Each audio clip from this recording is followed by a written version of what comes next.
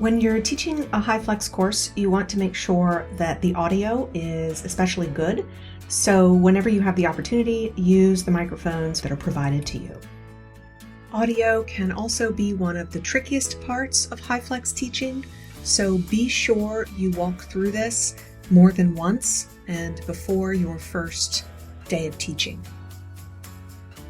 In many rooms, there will be a drawer underneath the instructor's station, and you can use the lavalier mic. It may just be a little easier for you to have your hands free.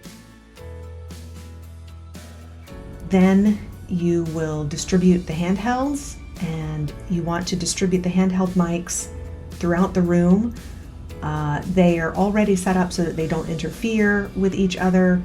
This should work automatically in your room, but you may find it helpful to check the audio levels on the Crestron.